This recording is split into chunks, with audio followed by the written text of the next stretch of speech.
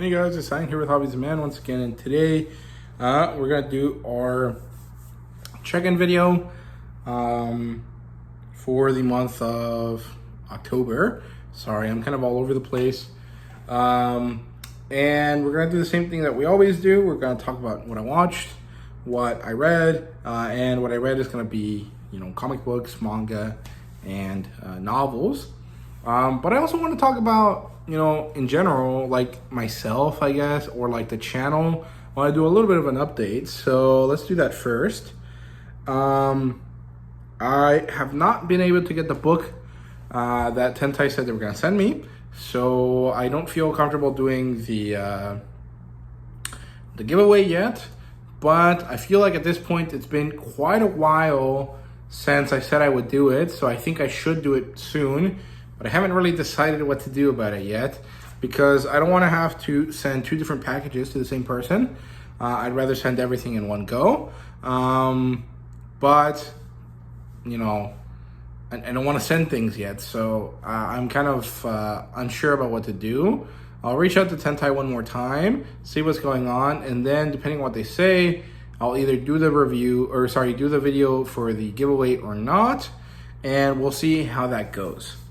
In terms of other things on the channel, I noticed that I kind of have not been on top of the game in the sense that, yes, I am making a lot of videos, but I am a bit distracted in how I'm doing them. Even though I wanted to change how I wanted to do videos this year, based on things previously. I have modified my way of doing videos to an extent, but I've also been very all over the place in a way that I don't feel great about. Like, I don't feel bad about the way I go about my life. And I think the way I've been going about YouTube is fine in the sense that it is ultimately a hobby. And so doing it a little bit distractedly is fine as long as I'm happy with it. But it is getting to the point where I'm realizing that sometimes I'm not happy with how I'm doing the videos. And I'm not happy with the fact that it takes me way longer than it should to make some videos where others are much quicker. And the thing is that partially I've had a lot of things going on in my personal life and school and stuff, but also that I've been doing a lot of videos, and I've also somehow not been wanting to read that much lately, and I've been thinking about that. And I think that's because ultimately, my life is in a period right before change right now. So I am hopefully going to finish my bachelor's degree in electrical engineering by the end of the year in December. I have just ordered my ring. I have gone through all of the graduation stuff that I have to do. And I've been applying to a few colleges to do an MBA because I want to be able to be able to do all of my schooling before I join the workforce properly. Because personally, I know that if I go join the workforce, even though I might want to do an MBA, at some point I'm not gonna feel comfortable doing it and returning to school later on in life because I don't really like school all that much. I used to like it a lot when I thought it was easy, but university was a big culture change for me, I guess, in the sense that I wasn't. I was expecting it to be one way. And it really wasn't. And the reason it's not is because when people show you academia in movies and TV, they show you like liberal arts academia. And that is very different from engineering and STEM academia. At higher levels, it is pretty similar. My roommate is studying for a PhD. And a lot of what he mentions and the way he talks about things is very similar to how you see academia depicted in television and stuff. But it is not what your average university experience as a bachelor's is going to be like. And partially that was kind of not great. I also had a tough time dealing with like losing a bunch of friendships and having to develop new ones. And that was a big upheaval,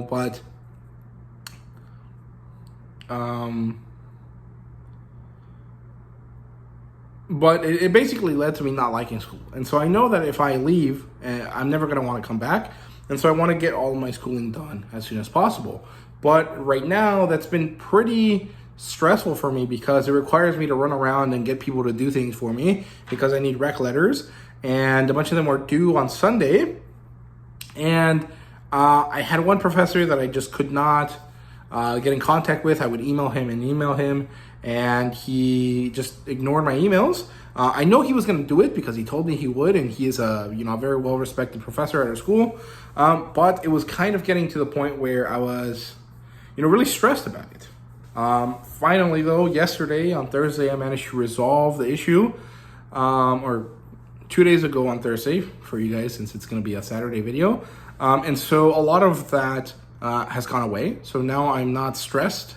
Now I'm kind of melancholic, and I realized that I've been kind of melancholic about things for quite a while, and that has been affecting my mood. And so my mood is affected. That means my interest in my hobbies is affected. Plus, the regular rigors of school, and the fact that I have to do a lot more of social interaction intensive stuff lately because I have to do a final project, has drained my energy a lot, and so that makes it harder for me to want to read, and which is why I've been watching a lot more TV lately. But TV is ultimately a lesser form of entertainment for me. It's one that I don't like as much, even though some of my favorite things are primarily TV, TV and movie related. But I hopefully that will change, and hopefully I can make better videos and dedicate myself to my hobby a little bit better. Coming here soon. I'm not really sure though, but that's kind of my life update there. In terms of other stuff though, I do want to kind of make a new project on the channel. Well, first of all, I want to catch up with Kaiju number 8. I think the last review I did was on chapter 82. And I do want to do kind of a big combined video review, or chapter review, where I talk about all the chapters I've missed. I think there's like 15 of them I've missed so far. Maybe less actually. There might be like 10. So I want to do that, and then I want to start a new project on the channel, which is reading through this set of comic books that I bought digitally called Eerie. There's a Humble Bundle. I got it. It gave me 30 different books. And because they're eerie, so they're like horror stories or creepy stories, I want to start reading them now. And so I think I am going to do that soon. I will start the Eerie Archive reading project or something like that. I don't know what to call it yet, but probably something like that. I'm kind of taking my cue here from Michael K. Vaughan right now. I am going to start this project. I probably won't finish it anytime soon, and I want to space it out so that even though I start in Halloween or this month in October, I'll hopefully end by next year October as well. So I'm going to space out 30 different books into 12 months, and I'll figure out how to do that. I do want to get at least 3 Eerie archive videos done this month. But I don't know if I'll get around to that. I have to continue Sumerian September, or the Sumerian read-through. I did get a second Conan book, and I am doing my best to find the other one for a cheaper price, because right now it's full price on Amazon, and I don't like that. I'd rather it be cheaper, of course. So I am doing my best to see if I can find it somewhere else, half-price books or something, so I can get it cheaper. But it's not a big deal. I don't have to rush it. And I do have other Robert E. Howard works that I can read in the meantime. But I do want to continue with the Sumerian read-through. I need to get back on my Spanish manga program, which is kind of like a podcast. I call it the Ñoño Chat. So Ñoño is a word in Spanish for nerd, I guess. Or I remember hearing a word the other day that was like, oh, that is exactly what ñoño means, but I can't remember that word. But it is basically like a nerd, or someone that is kind of like a kid that spends more time sitting down and doing indoor activities than playing outside with other kids, right? So some kind of like introverted nerd type kid would be a ñoño, right? And so ñoño is now more or less just what you call nerds or geeks. In Spanish, at least in the limited amount of Spanish that I hear, that does seem to be the thing. And I didn't want to go with like friki, which is like the Hispanic or the Hispanic way, including Spain, of saying an otaku person, a freaky. But I didn't want to go with that because, well, it sounds weird in English, right? So that's why I decided to go with Ñoño Chat. But it's been quite a few months since I've done a video for that. So hopefully I'll get back on that. I do want to do that soon. And is there anything else that I want to talk about in terms of the channel? No, I don't think so. So let's move on to what I've been watching. And it hasn't been too much. So I've watched the last few episodes of the first season of Big Bang Theory. Then I watched all of season 2 of Big Bang Theory. And I watched about the first 6 episodes of the third season right now. I really love the first 2 seasons. I think they managed to be very great. However, in season 2, they started tackling serious issues that are realistic and real to people. And the series had always been willing to talk about issues that these characters face, but they were doing it in a way that felt very ham-fisted in the second season. Particularly, I remember the episode where Penny gets mad at Howard for being a creep, which on one hand is totally understandable, but on the other hand, it doesn't work that well because he's just doing what he normally does, which Penny never really gets upset about. And then she blows up on him, and the tone of it is very real and honest, but the tone of everything else that's happening in that episode is very much the same as every other episode of Big Bang Theory. And so I think that there was a bit of a tonal imbalance during the second season that then continues on into the third season in a way that I don't like too much, because the beginning of the third season starts with the 3 guys betraying Sheldon, like seriously betraying him. They ruined his research. They basically forced him to come back home thinking that he had, solved the problem of his life, done the impossible and proven, string theory, and it turned out to not be the case. They messed with him, and that feels like a huge betrayal. And the fact that the show didn't even bother to really deal with the implications of that. These are 4 academics working at the highest level of academia, and 3 of them destroy the research of the other one, and it doesn't feel serious at all. And it sucks because, Sheldon is definitely upset, but he doesn't really have the upsetness that you would really think someone like that would at that time, and no one really treats it seriously. I really didn't like that. I thought that was a horrible way to start the series, and a horrible way to show that the serious things that these characters are going to go through are not going to be treated well and seriously, right? Because, that should have been the end of their friendship, and it was at best a tiny stepping stone. So I didn't really like that. Moving on, though, from there, it does return to normal form for a bit, and I do like it, but I do think that there is a certain level of imbalance still that I don't really like. And I also don't like Penny and Leonard's relationship all that much. I think she has much better chemistry with Sheldon. Now, I don't necessarily think she should date Sheldon, and I know that she never did in the show because at this point the show's over, right? But it's weird that Leonard ends up being the worst character when Howard is there. Howard is by far the worst person out of the 5 of them, right? He is, unequivocally, if I knew someone like that in real life, I would find them disgusting and horrible, right? But within the context of the show and the kind of fact that he is just being played for laughs, and the fact that he is earnest in his interest in women, he's just bad at expressing that interest, makes him a lot more relatable, or a lot more forgivable than Leonard, who is by far the most normal, but still too nerdy or too weird to really be able to be comfortable with his relationship with Penny in a way that makes him really, really annoying and whiny.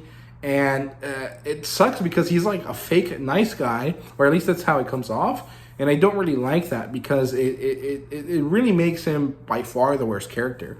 The one thing I do like about season 3 so far is this kind of funny play on the fact that Howard and Raj are basically in a gay relationship, even though they don't want to admit it. And I find that funny. I also found it pretty real. Sometimes, from the outside looking in, some male relationships, some male companionship is very like you don't know if it's just dudes being bros or if it's like something more.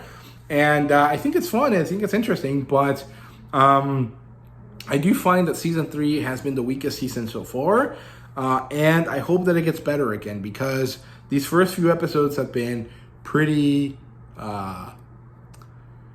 middling in terms of what I've watched so far of the first 3 seasons, right? So, yeah. Then I watched the show called Encounters. It's a Netflix show. It's about aliens. It's about looking at different countries and looking at a major event that relates to UFOs in that country, and then talking with a bunch of people. So the first episode is here in Texas. It's in Stephenville, which is about an hour away from me.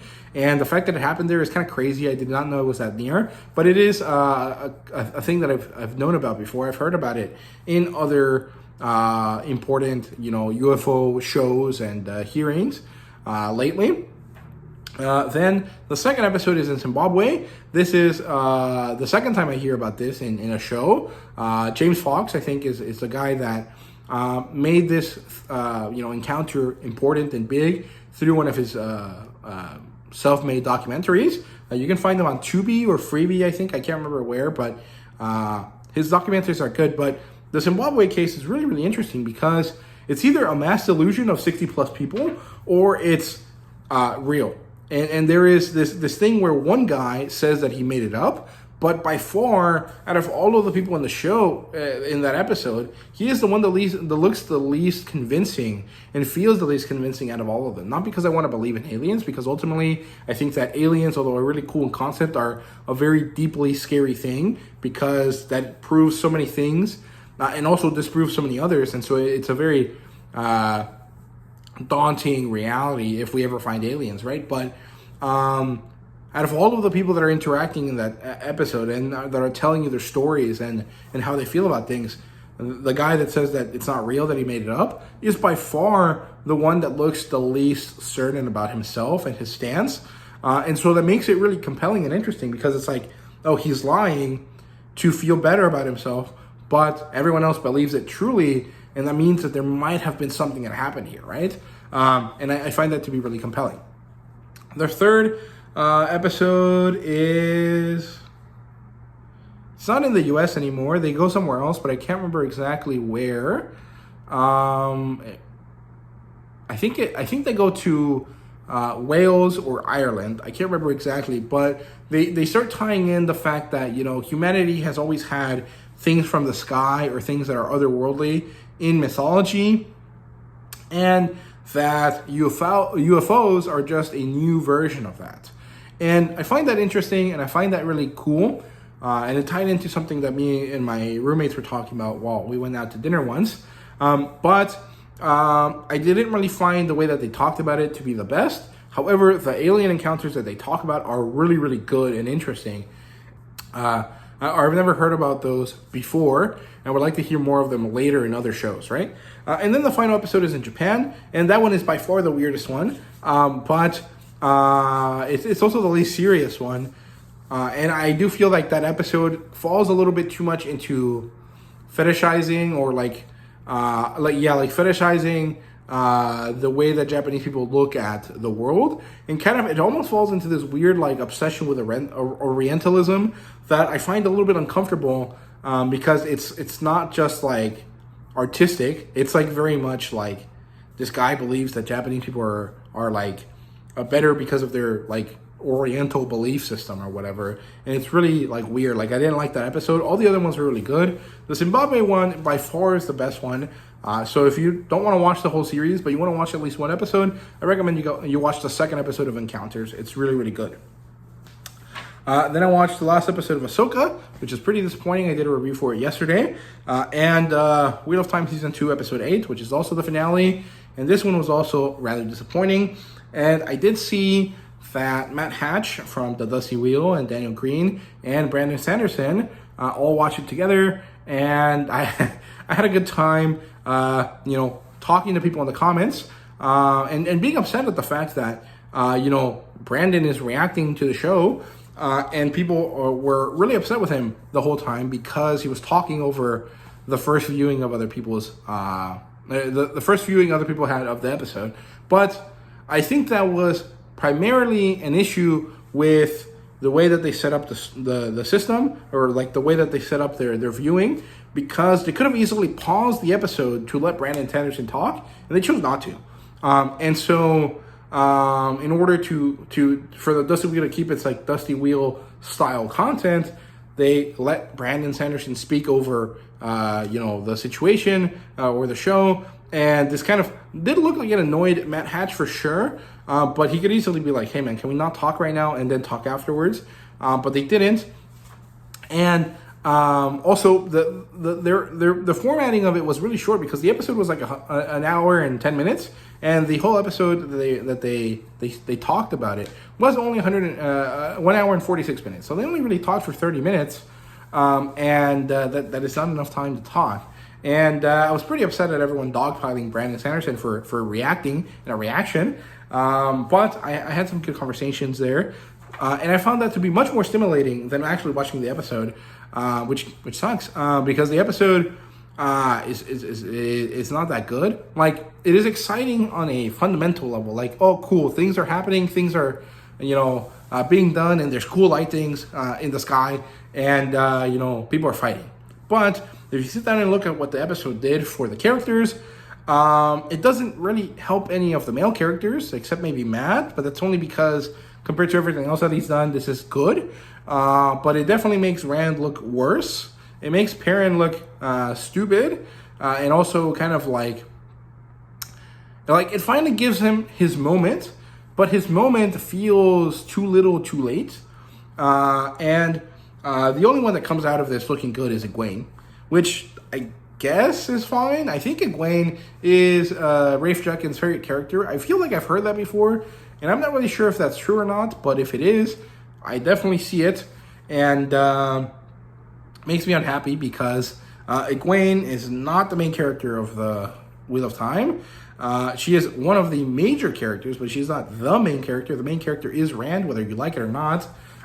He is the main character. The first whole book is about him. The second book, the third book are all about him. The fourth book is also mostly about him. Honestly, I think up to book 6, he is the most important character in all of them. So he is the main character. Although I won't disagree if you say he's not the best character. I definitely think Egwene, and Nynaeve and Elaine and Perrin are better than him, but Rand is the main character, and for 2 seasons he's been nothing but a loser, and someone that doesn't really have anything going for him, and someone that basically like skirts off responsibility, because he spent the whole season, this season, season 2, basically doing nothing, and apparently somehow he gets power out of it. Like, Land tells him what to do once, and suddenly he can channel really well enough to avoid a sword fight. But he doesn't know how to hold a sword. He spent 7 episodes not doing anything, and then when he finally does something, he can't even do what he set out to do, which was save Egwene, because she managed to save herself. And overall, I'm pretty disappointed with the show in terms of like how it treated the characters I like. As a show itself, I think that it was fine. I was entertained watching the episodes, but I really don't like when people say that they're trying their best to separate, or they're only looking at it from the perspective of a show, or that they're ignoring the fact that they've read the books and focusing on the show, because that is not possible. You can't ignore that you know the story, because a lot of the moments that we find interesting in the show are good and interesting because either they're from the books directly, which is not that often the case, or they're informed by what we, the readers, know of the characters involved, right? And so if you're excited about like Matt getting the spear stick, you're not excited about him getting the spear stick because you like spear sticks or Matt. You're excited because you know what it means for Matt to have that, right? And so fundamentally, you can't remove the fact that you know the books, right? And so I really hope that reviewers stop using that excuse and then using it to kind of either pull up the show a lot or pull it down a lot, because ultimately the show is not bad. And most viewers are not going to be looking at it critically because most of them have not read the books. And so they're going to look at it at face value. They're going to find it interesting, and they're going to think that that's just how the world is. But as a book reader, you know that's not true. You know that they messed up the character development of the characters. They changed things. They added scenes that are not necessary or important. You know that they messed with the magic system. You know that they removed characters that were fundamentally important to other characters, like Gaul or Huron. They moved the meaning of important characters later, like Elias. And then Elias disappears, even though he should have been there to guide Perrin a little bit more, because he didn't get enough guidance, the first 5 minutes that he met him. And you know that fundamentally the show is not the Wheel of Time. It is at best inspired by the Wheel of Time, and only certain things are directly from the Wheel of Time. And so that makes it a bad adaptation. That doesn't make it a bad show necessarily, although I do think it's a bad show because it fails at doing what it said it was going to do, which is adapting the Wheel of Time, and I think it's done a bad job at that. And so I think it's a bad show in that regard. In terms of if I turn on some TV that's fantasy related and I want to just shut off my brain and enjoy it, this is a fine show. But I do think that there's better shows. Wednesday, The House of Dragon, One Piece, much better shows that are, well written. They have clear character motivations. I think Wednesday is by far the worst one, but Wednesday is ultimately a CW type show, and so it doesn't have to be that great because everyone knows what you're getting into. And I don't think a CW show is bad by any means. I like a lot of them, actually. And I think that that the Wheel of Time is like a CW show, but it is definitely on the lower end of CW shows, which sucks because it is one of the most expensive shows of all time. It is, heralded by someone that says they're a super fan of the show, of the source material. And there's a lot of people that are fans of the source material that work there. And they even have Brandon Sanderson, who is as close as we're going to get to Robert Jordan, to help them. And they choose not to repeatedly. I mean, Brandon Sanderson himself told us this. In the episode where he watches the show with Matt Hatch and Daniel Green. So I don't like the show, or I don't like how I feel about the show. And I don't like that I feel like that about the show. But ultimately, the show is fine. And if you'd like it, I don't have anything against you, unless you come at me, and then I do have something against you. But it's not because of your opinion of the show. It's probably how you address me, right? Because people are very mean to each other in YouTube comment sections. And partially I think it's because you're not really knowing the tone that they're talking to you in, and also because you're ready to look for a fight, so you read things in a worse tone than they are. And I do need to get better at that myself. But yeah, I don't know. It's not that good. It's not bad. I think it's fine. If you're not a book reader, you'll probably like it a lot. And I'm happy that there's a lot of book readers that have liked it. But I think that they have to be willing to understand the criticism from book readers that don't like it and be more honest and stuff. Obviously, fight back when it's something that is not important that people make a big fuss about, the race of the cast. At that point, if they're getting vitriolic over race, then they're not fans of. Then their issue is not being a book fan. Their issue is being a racist, right, or something like that. In that case, do fight back. But sometimes I think that there should be more give back and forth between the two camps, I guess. Honestly, there shouldn't be camps at all, but the fact that there is inevitable. But I think that people that watch the show, read the books, and like the show should be willing to really listen and understand why the people that watch the show, don't like it, and read the books don't like it. And at the same time, the people that don't like the show and read the books should listen to the ones that read the books and like the show. But ultimately, I'll side with the ones that didn't like the show. But it is what it is, right? So that's it for what I've been watching. I'll cut in a new episode or a new segment of this tomorrow when I do the reading part, right? So I'll see you guys in the next clip. Okay, guys, I'm back here. I switched this up because now I'm recording at night, and I don't like the way that I usually do it, where I put another light on that side and have it shine.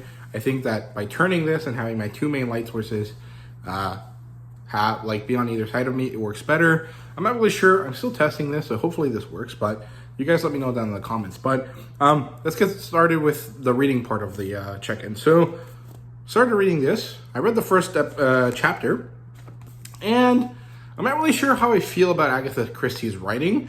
on one hand, it's very atmospheric and feels really nice, but on the other hand, that makes it rather boring to read for me in the sense that I've read 14 pages, that's the first chapter, and I've not seen anything happen except Hercule Poirot meets two people and then someone dies. Now, that sounds exciting and interesting, but it's actually rather not. It's actually very slow paced and very like deliberate and thoughtful, which in some cases is good, but in kind of like a murder mystery type thing, I feel like there should be a little bit more speed to things.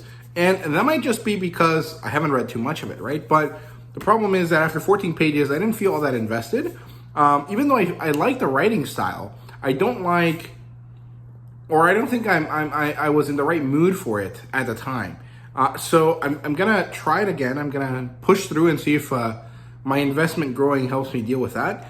But overall, so far, I'm not having the best impression about Agatha Christie's writing, and I think it is entirely based on my mood at the time. So we'll see how that goes. But that's it for that.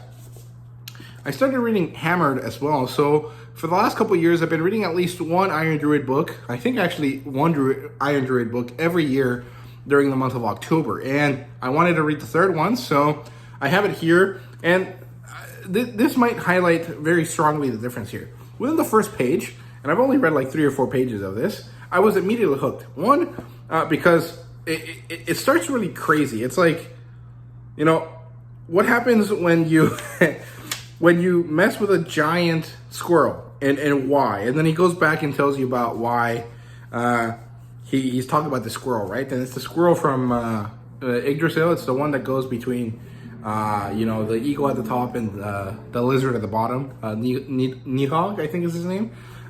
It's really enticing and fun, but I think that's because this style, one, is more modern, of course, but also is very conversational. And I find that to be a little bit more fun right now. So I'm going to try to focus on only one book at a time. So I'll probably go back to Murder on the Orient Express and try to read it. Maybe I'll just take a me day or something and go down to the smoke shop, get myself a cigar and then read that while I smoke it. But I'm not really sure. I haven't really decided what to do. But I do think that might be the best way to do it, because that way I'm kind of like in a placid mood. Cigar smoking is very like, I wouldn't say therapeutic because it's not healthy, but like it has a certain like meditative quality to it. So that might help me get into the mood to do that, right? So I don't know. I haven't done that in a long time, like over a year and a half. So it might be nice, but I also don't feel like driving all the way over there. So I don't know. But that's it for the books. Let's get into the comic books here. So let me show you the collected edition I've read so far, and then we'll talk about the single issue. So here we have Mouse Guard #1. I'll do a review for this soon, but I absolutely love this. I think it has a few issues in terms of the cleanliness or the clearness of some of the story points. But overall, I really liked it. I love this kind of like Arthurian legend, medieval fantasy like vibe to it. I love the little mice. I love Ratatouille. And I find mice to be rather cute characters through which to tell stories. And I think a lot of people have been able to do that for a long time. That's why we have Redwall and Mouse Guard and Ratatouille and stuff like that. And yes, in general, I think if I saw a rat or a mouse in real life, I'd be kind of upset and I wouldn't like looking at them. But in the kind of idea of like fantasy, I think they're a wonderful little creature to tell stories through. And this manages to be really great. So it reminds me a lot of Ranger's Apprentice, if you guys have ever read that series. It's a quite good series, but it deals with these people called Rangers, who are basically longbowmen, but also like scouts, and they work as this kind of spy network for their country. And we follow a kid, I think his name is Will, who is trained by the best ranger, right? And so this kid learns how to be a longbowman and stuff like that, and he goes through this and eventually becomes a rather, well thought of character, and he happens to be in this elite squad, right?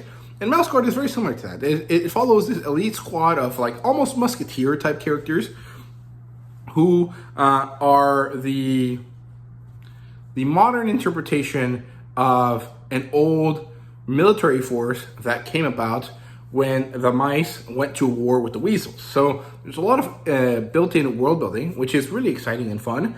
And so we follow a few young characters that are in this force as they kind of deal with the fact that it's been 100 years or so since that time. There's been a lot of generations going through this. And at this point, the Mouse Guard is no longer a great fighting force. Rather, they're kind of like part of the system that keeps some mice feeling oppressed and feeling like they need more space and that they should do more to expand their horizons instead of staying in their little hidden cities when they have, the ability to fight, right? So I really liked it. I thought it was really, really good. There were some really hard-hitting moments. I wouldn't necessarily say it's for kids. It definitely has the all ages kind of veneer to it, but some of the scenes are very, very adult. Like there's death and there's sacrifice and stuff like that. That is very clearly very adult feeling to me, and I liked that a lot. I thought it was very good to have so much depth. But I also recommend it for just about everyone, but it's good. I really enjoyed it. So yeah, I'll do a proper review for it here soon. And then getting into the single issue. So we have Sheena #2, amazing Lucio Parrillo cover. Honestly, I feel like I should just make one of those like boards that holds a bunch of comic books and just slide them in. I think Stygian Dogs, who does exclusively Conan content, he has one of those where he puts all of the new Conan books. And I think I might want to do that just for the Lucio Parrillo Sheena covers because they're so good. I really love them. This book is significantly better than the first one. The story is much better, but the setting of the story is still not my favorite. I don't like Sheena being in school because it doesn't make sense for like a 30-year-old woman, which is what she feels like, to be in this high school setting. But everything else is quite good. I like it. I'm a little bit confused about the Spanish-oriented setting because, as far as I understand it, they're supposed to be in Brazil. And it feels very Brazilian. It doesn't really feel Venezuelan or Colombian, which is the other areas that are in that kind of region, right? So, I don't know. Maybe I'm wrong, but it does feel kind of weird. We have Mighty Barbarians #6. This is the end of the story. It was a pretty good ending, and I am going to do a review for this whole series at some point. I just don't know when, but it's quite good. I really enjoyed it. I think it was great, and I think it does set up very well for a second season of the story, or like a second book, basically, and I really hope that Michael Moresi gets around to that. However, I do feel that he's stretching himself a little bit too thin in terms of like Barbarian series, because he has Barbaric and then he has Queen of Swords, which are in the same universe, but that's two different Barbarian stories, and then the Mighty Barbarian, so that's three different Barbarian stories. And he also did one shot for the Death Dealer story, so that's a lot of different Barbarian stories, and I think that might burn him out on the Barbarian stuff, right? And so if he does that, it might not work. It might not be a good idea. Maybe I would like to see Jim Zub or someone like that kind of sub in for Moresi for volume 2, or have them work together so that they don't have to both carry so much of the burden, or something else. I'm not really sure, but I do hope that we eventually get another season of this or another series of this, because Mighty Barbarians was really great and I really liked the artwork. So yeah. Then we have Sacrificers #3, where we learn that everyone that thought they were going to get eaten was right, but not exactly in the right way. And it's quite good. I really enjoy it. There's these creatures that are like elemental based that are in charge, and then everyone else is lower than them. And these kids get taken, and specifically they're trying to take their joy out of them. That's why they choose children, and remove the joy so that it can be nourishment to these, god characters. It's really interesting, and it's pretty horrifying. But I'm not really sure that I understand exactly what's going on yet. And maybe at 3 issues, that's kind of a problem, because I think there's only 5 issues in the series at this point. So that feels kind of rough, right? We have Conan the Barbarian #3 with this Doug Braithwaite cover, I think is his name. Yeah, Braithwaite, who I like his artwork. I don't like the colors on this though. I think they're a little bit too orange, but it works, I guess. I don't like his faces though, and I think I'm gonna have a little bit of a difficulty with his artwork after getting so used to Rob Del Torres, especially when they switch over at issue 5. But I really enjoyed this issue. I already did a review for it, and I'm loving the story so far. I love Rob Del Toro's artwork, and Jim Sub is doing a great job with this. If he hits it out of, if he does a really good job and he hits some home runs in the next couple arcs, he might be a new Roy Thomas, right? So that'd be cool. And maybe that means that we'll also get him to do other barbarian type things or other pulp hero type themes like Tarzan or something like that. That'd be kind of cool. But I don't know if he's interested in that. So yeah, then we have 2 books that I want to review that I haven't gotten around to reviewing, which are Blue Beetle #2, which was great. I really enjoyed it. It had a really good kind of situation with the red beetle here. And it ends up telling us that it's a magic beetle. So it's actually related to the first Blue Beetle. However, it does feel like it is partially from the Reach. So I'm very curious to see how that's going to work, and I'm very excited about that. Then we have Transformers #1. Daniel Warren Johnson does an amazing job with this. I don't like his human characters. I don't think they're great. They don't appeal to my sensibilities, but his mechanical design is amazing. I watched his director's cut video on YouTube. It's amazing. It's really wonderful. And I love that he was so inspired by so many Japanese things. I mean, Transformers is a Japanese series at the end of the day. But the fact that he pulls out, Gundam The Origin, which is right there, and he pulls out artwork from the creator of Ghost in the Shell and stuff like that is amazing. I hope that he also maybe looks into things like Adam the Beginning or Pluto for other kind of robot inspirations for more humanoid-looking robots, if he ever decides to go that route. I'm pretty sure there's some Transformers that can look humanoid or that can look more like humans, and that would be kind of cool. But overall, I really love the passion and love he has for Transformers, and you can really see it. His artwork is wonderful. His storytelling is actually pretty good as well, and I really like it. I think he's doing a great job with it. So I can't wait to get the next book. So that's it for the comic books. Let's move into manga here. So first we have Dinosaur Sanctuary #3. I love this one. This one also kind of expands beyond dinosaurs a little bit and tells you about marine life that happened to live next to the dinosaurs, because technically dinosaurs are only the land-dwelling ones, and anything that was in the ocean is not technically a dinosaur. And most terror birds, like the pterosaurs, the things in the sky, are also not dinosaurs. I'm not really sure what the difference is, but there is a certain level of difference. But it is not as simple as like the things in the water, the things in the land, and the things in the sky are different, right? There's more to it. It's more like birds and frogs. Birds and amphibians, and reptiles and mammals, right? It's kind of different in that sense. But I'm just not that aware. Although I'm pretty sure I know what the differences are. I don't feel comfortable telling you about them because I feel like I'm going to be completely wrong. But that was a great volume. I love it. I really hate the slow pace of the series, the release of the series. But the artwork is wonderful. The stories are great. It is a very wonderful slice of life story. And the fact that it has dinosaurs and it tells you so much information about dinosaurs is great and wonderful. I love it. I think it's a great series. We had Eden Zero #23, which was great. I really liked it. I thought it was a lot of fun. This got really serious and really impactful. And that was really great because the last couple volumes, I have not felt that. I have felt pretty, what's the word? It's not unhappy. I have been happy to read Eden Zero, but I haven't felt the awe or wonder that I used to feel in the earlier volumes. About the first 10 volumes, I felt this insane love for the series, right? And I thought it was amazing and the best thing ever.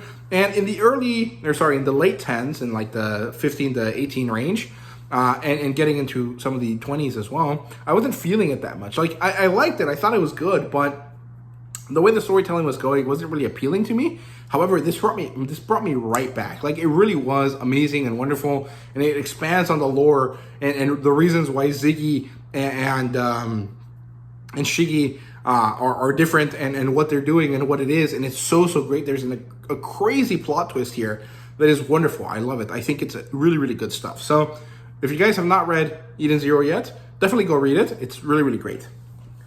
Then we have Mandalorian #1, and on one hand, I'm a little bit disappointed about this. On the other hand, I quite liked it. And that is because the Mandalorian manga is actually just a straight adaptation of the show. So they basically take key moments of the episodes, or enough of the episode to kind of string a a narrative, and then they just tell you it. So that's the first episode when he gets the Koran guy, I think is his name. That guy. And then he goes to Navarro and he talks to Grief Karga, and then that's it. And then he gets the thing to go get Baby Yoda, and then it ends with him fighting or him shooting IG-11 or IG-88 or whatever his name is in the head at the end, and that's basically it. So it's the first couple episodes, I think the first 2 or 3, and there's not enough significant changes here for me to be like, oh, I gotta get this as soon as possible. But it also is not so bad and so boring that I don't want to get it. Like, this is much better than the American version of the adaptation, of the comic book adaptation, because I don't like the art style in that one. I like the art style here a little bit more, and I find it to be kind of like endearing to see like the American thing based on Japanese stuff turned into a Japanese thing based on the American thing based on Japanese stuff. Like, there's a certain level of novelty to that.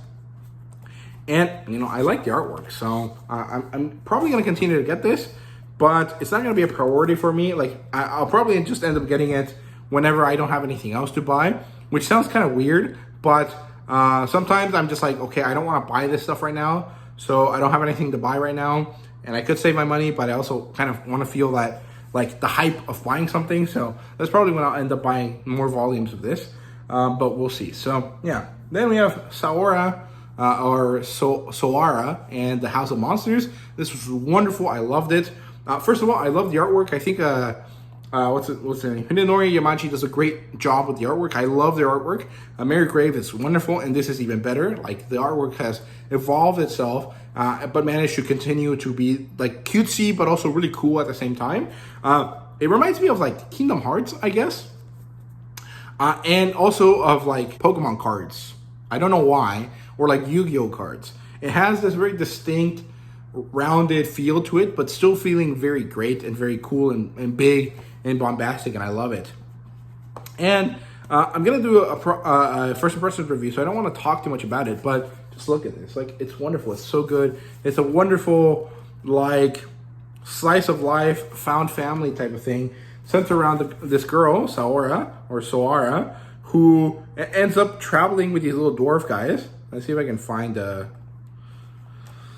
we go. She ends up traveling with these little dwarf guys, and she helps them gather materials and then build houses for monsters, and it's wonderful, and it's great. It really feels like an evolution of the Dragon Goes house hunting genre, whatever that genre is. I think it's a type of cozy fantasy, and it really ups it and makes it much better and really great, because I read the first volume of Dragon Goes house hunting, and I found it to be rather boring. And I think that's because I didn't really connect with those characters or with the mangaka. And in this case, I am interested in the mangaka's work, but I also really like these characters. I think they're really, really appealing and fun and really interesting. So I'm very happy with that. And then finally, we have The Darwin Incident, which is a really weird book. It's a vertical book, so it's a slightly bigger, it's slightly longer this way than your average Tankobon, Tokyo Pop type book. But I'm pretty upset about one specific thing here. It's the lettering. Something about it feels really ugly. I don't know what it is. It looks kind of normal, but throughout the whole time I was like, I'm not really enjoying this as much as I think I should. And it's not the story because it's good, and it's not the artwork because it's good. I think it's just the lettering. Like, something about it doesn't appeal to me, and it looks really ugly. Like, I don't know how to describe it. The lettering doesn't feel good to me, but the story is interesting. So I'm going to do a review for that, so I don't want to talk about it too much, but it's really interesting. It's this like Planet of the Apes kind of thing. Also, it does really feel like Planet of the Apes, specifically like the new versions with Caesar. But it also kind of deals with like militant vegans in a really weird way. I don't know. It's really interesting, but it's also kind of odd. But it's good, and I like it. And I think there's only 3 volumes, so it wouldn't be too difficult for me to collect all of it and read all of it. But it's kind of weird. So I will leave my thoughts for another video, but that's actually everything I have for you guys today. So I hope you guys enjoyed the video. Let me know what you guys thought. I feel like I was a lot more talkative than usual in this check-in, and also I feel like maybe I was a little bit more introspective than I really am usually. So hopefully that was appealing and not necessarily dreary or boring, but we'll see. Thank you guys very much for watching. See you guys later.